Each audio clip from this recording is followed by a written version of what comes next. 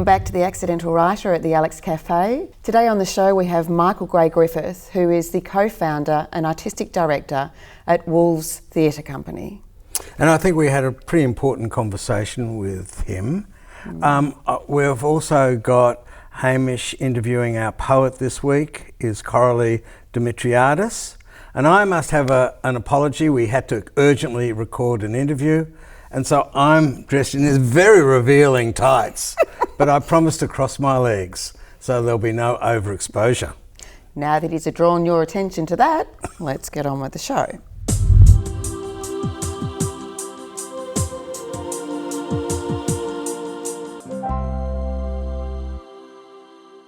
Michael, thanks for joining us. You're welcome. You're a playwright and you started up the Wolves Theatre Company. I co-founded it, yeah. Co-founded, which has absolutely gone ballistic with COVID.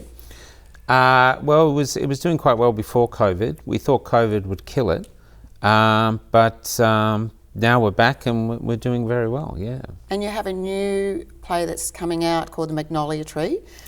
No, it's not coming out. It's it has been on about 60 times. We actually tour plays, our own plays, like they used to tour indie bands, and that's how we keep them alive. So we used to do seasons, but we find that seasons can cost a lot of money, a lot of time, and not actually be that profitable. Where if we do sporadic 2 shows here, 2 shows there, we can actually make money and live off it. I can't concentrate because you've got your sunnies on. You're such a groover. And you can see yourself in them, and so you just want to look into my sunnies all the time, don't you? That's why you're smiling. Yeah. Sorry, a little byplay. So you've changed the model. Yes. And there's a few things about your model that interest me. First of all, you're not just an artist with a sense of entitlement that someone's going to perform your work. No. You're an artist who's an entrepreneur. Well, I'm trying to be an entrepreneur, yeah. In that way, you remind me of the Beatles, you remind me of William Shakespeare, who were all very business-minded, you know, from Apple Records to the King's Company. And you're like that, Oh, I wouldn't put myself in that box, but I am trying. I just want to make a living from my art. And do you? Yeah, I've been doing it for 3 years. And what were you before? I've been all sorts of shit jobs. Tram driver was the last one. Now, I understand you were a shit tram driver? Yes, I was. I have the world record for going the wrong way. No! Yes, 36 times. Wow. We're in the presence of a world record holder. That's right. Where's the Guinness Book of Records when you need it? I don't think they have that category, but maybe they should. So yeah. 36 times you took the tram down the wrong route. And you kept and your all job. the people went with me. Yeah. They wanted to sack me at one point, and they brought me in. There was my boss who really liked me. He'd seen my work and he liked me, and they brought in this other boss who was basically the one to kill me. And they sat there, and the union had said, we don't know what to say. We can't justify. I think it was like 17 times by then. So you should have asked the audience. Yeah. Do you want to kill him or do you want to keep him Yeah, alive? that's right. And I told he said, do you have anything to say for yourself? And I said, well, I've just written a musical and I wrote all the songs, and I think if I could go the right way all the time, I probably couldn't write a musical. And the main boss laughed his head off and then said, get the hell out of here, Griffith. And I was let off without charge.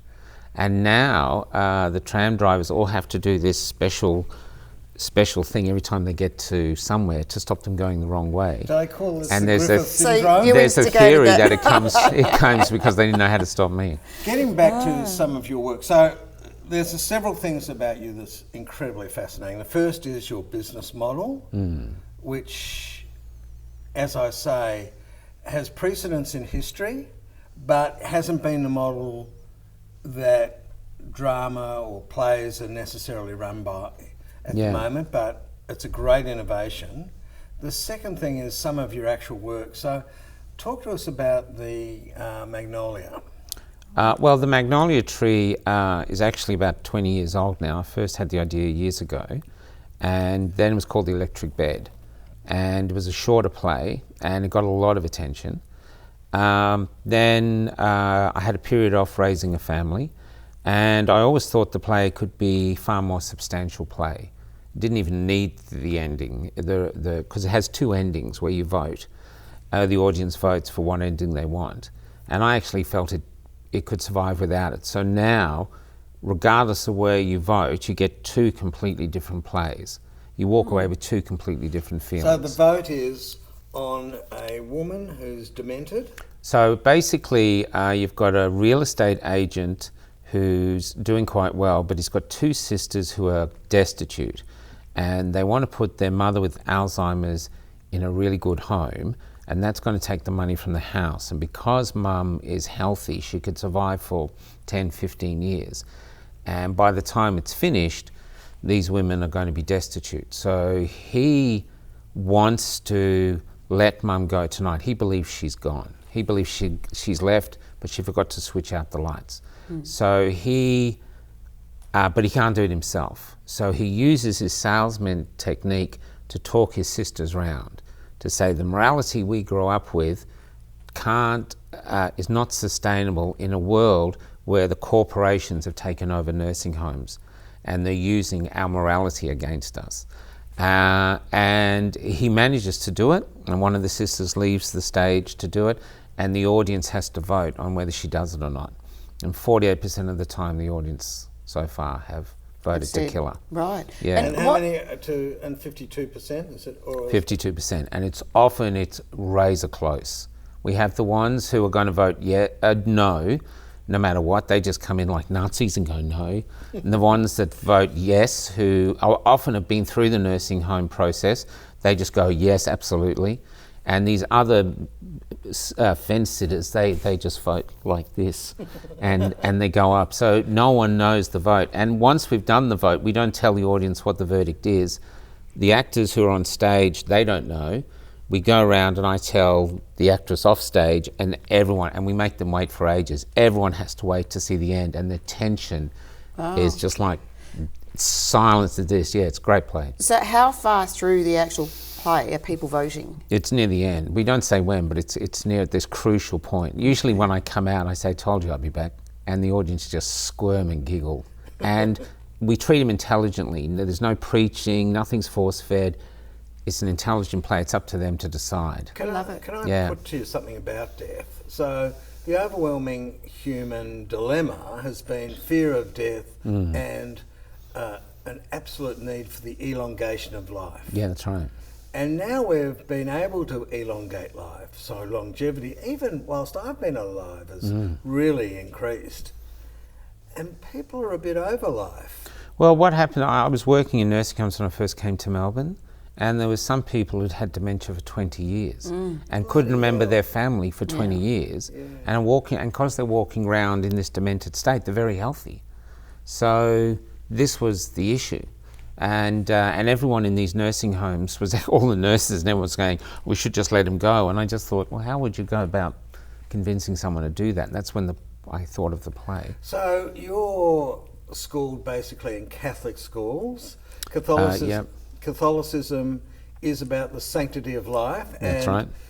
You know, the preservation. Thou shalt not kill. Thou shalt not kill. Especially your mother. And especially killing mummy, yeah. And so the elongation of life is critical to your educational background. Yeah, that's right. And how do you reconcile what you learned as a child with the dilemma that you're putting on stage as an adult? Well, I wanted it to be a theatrical experience. So I just wanted to see, could I get one person to convince two other people to commit a murder? That was the interesting thing from a theatrical, dramatic point of view. And then I thought, well, how do I know the ending? Because I'm just picking it. I'm just like me convincing. And that's when I thought, well, I'll let the audience. So the actor isn't just convincing his sisters, he's trying to convince the audience. And when we had the remake on as the Magnolia Tree in La Mama, and it went off at La Mama, I actually had a Catholic priest sitting next to me. He was the head of the media for the whole Catholic Church. And I convinced him there's no way Australians are going to kill their mother. And the first show we had, it was an overwhelming for death. The hands just went up. And I was just like going, oh my God, Yeah. I'm off to hell. And but what's funny though, this is really interesting.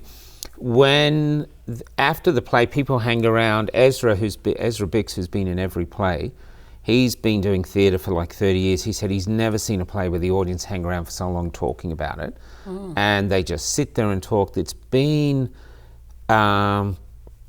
it's incredible. If they vote one way, you think when they vote to kill her, that would really upset them, but in they vote to keep her alive. That ending, for some reason, upsets people more, and people come out weeping. Right. And so it's a tragedy. And this is we're not scared. Everyone says, "Oh, you got to sell comedies, you got to sell comedies," but Shakespeare has great tragedies, and there's a lot of humour in this play, but it's a tragedy. So what do we do? The Alzheimer's is this difficult thing that causes more trauma than the actual death itself, where it's kind of final and people can let it go and move on. Yeah, and the nursing homes now. Alzheimer's is just carrying on.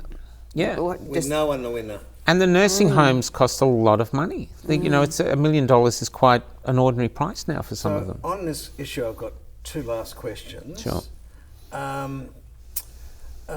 The first is with the current legislation about end of life. Yeah, we deal with that in the play. It seems to me that legislation's quite irrelevant, because the difference between, an early termination of life with consent, that's right, and ultimate death is probably 2 weeks, maybe a week. The big decision is when people are dead in their brain, cannot give consent, and live for decades. Well, that's right. So Mum quite clearly said she didn't want to go to nursing home, she'd rather be dead. She didn't want to forget who they were, and she has. But she's got a good, strong heart. It's not a physical issue she has. I mean, she could live for another decade easy. And the other thing is that the play really deals with is mature age poverty amongst mature women, and which is a huge thing. Absolutely. There's I have a rich friend who says you drive down from Mornington and every car park in the morning is full of cars, and in those cars are mature women sleeping, sometimes with their kids, sometimes by themselves. This is a huge issue in our society, and so this is another big factor in it.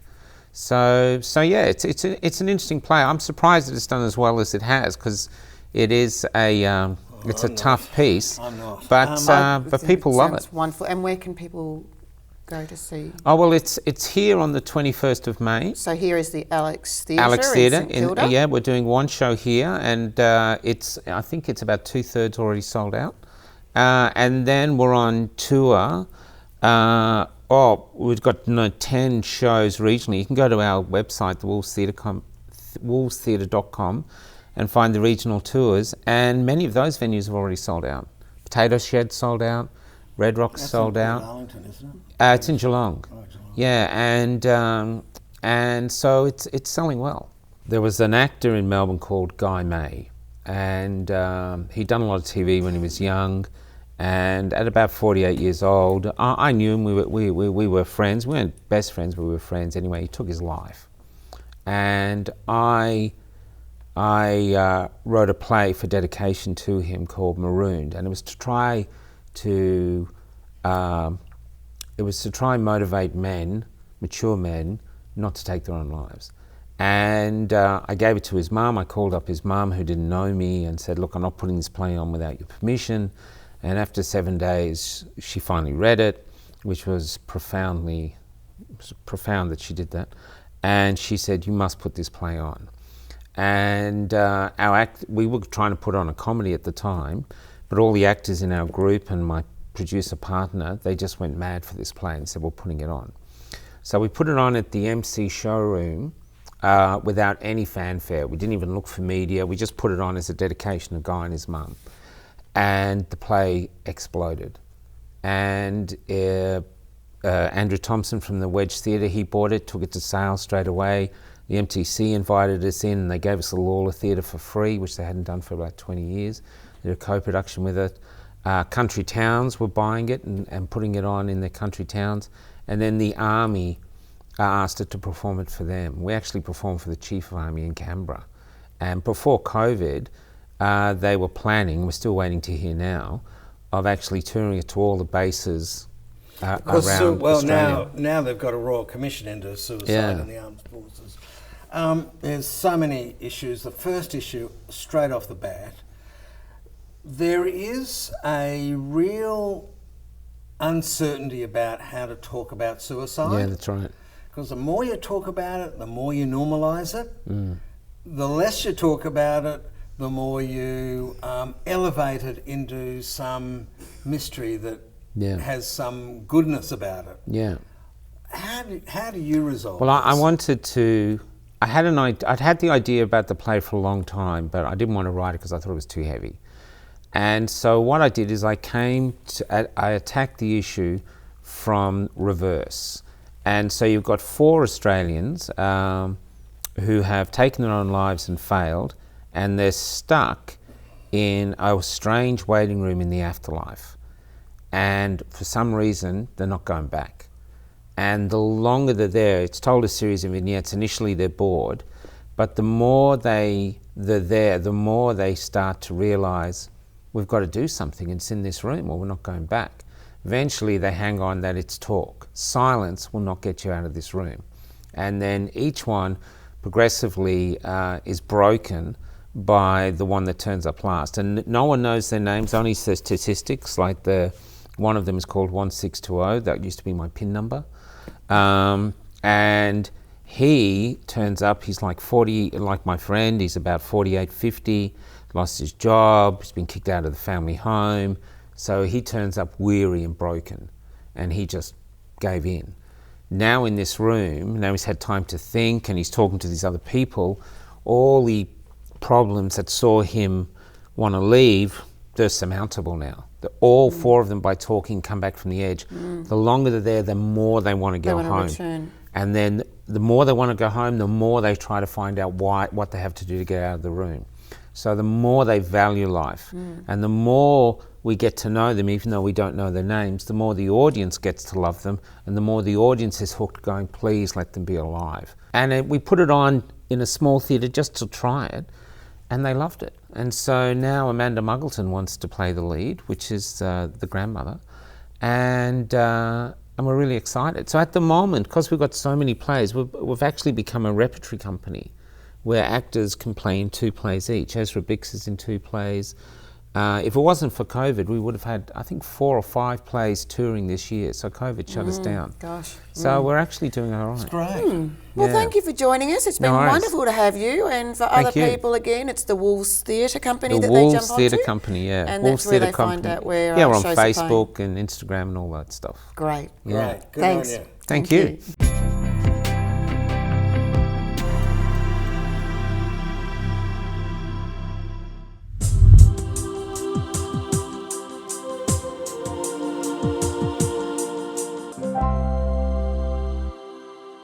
What drew you to performance poetry in the first place? I guess I was always felt like I enjoyed poetry, but I never was encouraged to pursue the arts because my parents were from a migrant background, pretty conservative, so they kind of pushed me into doing something a bit more safe. So I was a computer programmer for many years, and it wasn't until I kind of had my daughter around that time that I started questioning my life decisions and realised that I'd just kind of been doing everything my culture expected of me and not really having a hand in the decision making. And I think a lot of that comes from, migrant culture and the repression of women. Right. And so through that journey, that's when I started writing poetry and kind of liberating myself from those shackles through poetry. Right. And what was it that made you break through from doing that privately to deciding to express your poetry and I was in public? Yeah, I was writing in secret a novel for a long time, and I'm hoping to get. I've just finished that recently.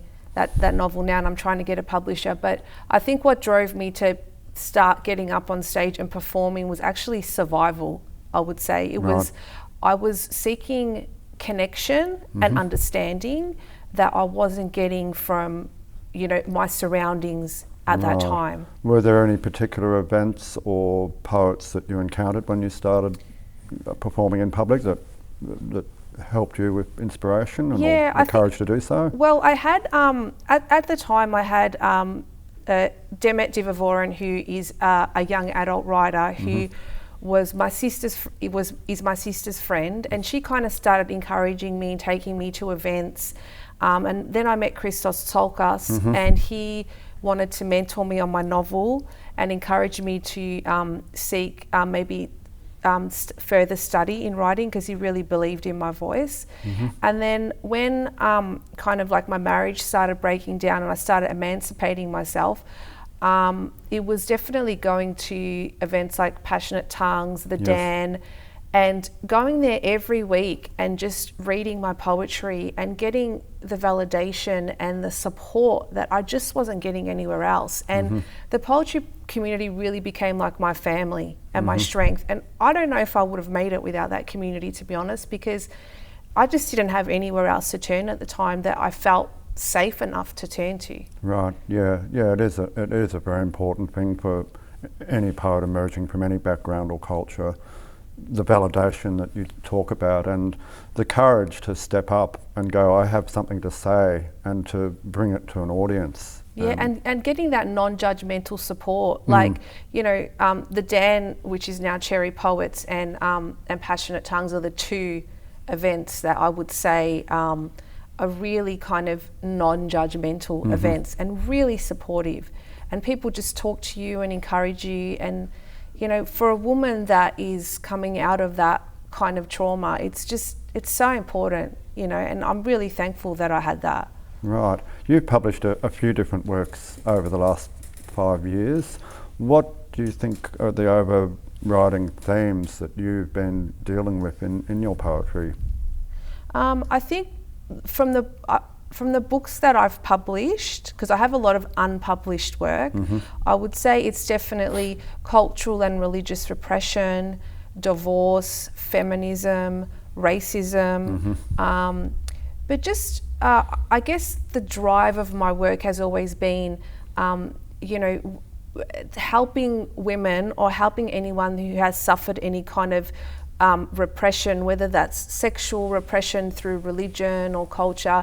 And, you know, how do you, for example, how do you date when all your life you've been, you know, you've had that forbidden and you had to get married? Because for me, it was like, you can't have a boyfriend, just a husband, you know. And how do you emerge from divorce, you know, when your family's telling you, you know, you should be married, you know? How do you emerge, find your voice, find your strength when you've never lived on your own before, and also explore your sexuality in a way that's safe, so you can get to know yourself. So really the drive of the books, Love and Fuck Poems and Just Give Me the Pills, which is the 2 books that I've had published so far, is to help and connect with women that have experienced that, to help them, because I didn't have that. I didn't have any books I could pick up that spoke to my experience. And so it's been a lot about helping, and also, you know, helping myself through the process as well. And you've also taken it abroad. Yeah, you've been on a number of tours and events. Yeah, I've been lucky. I've gotten a few grants from the Cypriot Ministry of Education, because even though I was born here, I was able to get dual citizenship through my parents. I've done a tour of the USA. I was going to do a second tour when COVID hit, and I've toured a number of countries in Europe, and I was also lucky. I got the UNESCO City of Literature residency in 2019 to work on my novel, Divided Island. But through that, I was also able to perform at their literary festival, the Milosh Festival, and talk on panels and meet lots of really interesting other writers, and that was a real amazing experience. Thank you very much for appearing on the program today, Koraly. Thanks for having me. Thank you. It's been great. Yeah, great.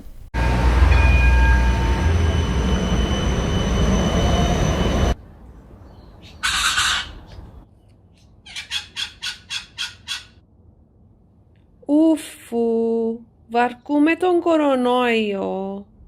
Θέλω να ταράξω. Θέλω να βουτήσω. Θέλω να πίνω το ποτό μου στον καφενέ. Θέλω να βλέπω την Κυπριακή παραλία μέσα από τα γιαγιά μου. Ουφου, έλεος, κορονοϊός. Βαρκούμε τη ζωή μου. Όλοι μου λένε να μείνω σπίτι. Κάθομαι εδώ στην Αυστραλία και γράφω. Να χαλαρώσω. Είμαι εκτός εαυτού ζαλισμένη. Βαρκούμε. Θέλω να μείνω δαμέ. Απαναγία μου, θκιόξε με αμέσως από τούτη την κατάσταση.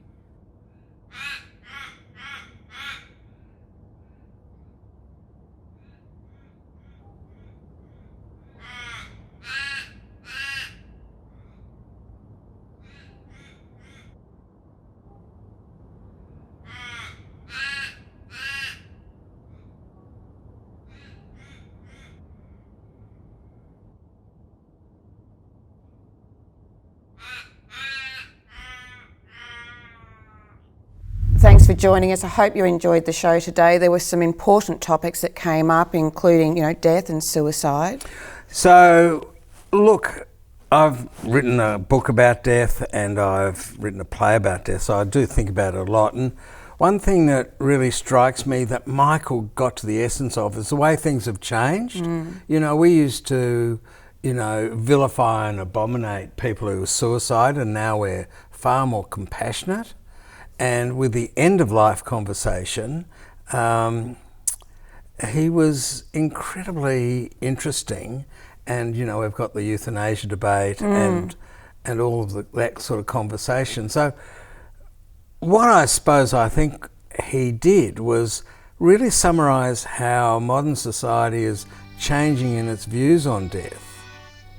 Absolutely, yeah, absolutely. And I think it's good that we're actually bringing out and opening up the conversation so that people talk more. I'm really pleased that for everyone, but men in particular, are coming out and feeling more comfortable to talk about their emotions and their struggles. And that's incredibly important because that's a high suicide rate. Well, we've got a Royal Commission on it now, which is some evidence that society is beginning to care about that. Yeah. And that things have changed, that, suicide is playing a different role in our society. Back into the old days when religion talked about the spirit of life and the need to defend life at all costs. And I think that has changed not only with suicide, but particularly with the end of life. And absolutely, and I think that we should have a right to be able to choose for ourselves. If we're going into medical conditions where we're no longer able to be clear of mind, clear of body, and be able to properly function, that, if we're in pain and struggling, why shouldn't we have the choice to say, now is my time, I want to go with dignity, I want to go while I can still make the choice. I agree, and I think that across the nation, the states are beginning to pass Acts of Parliament which reflect that view.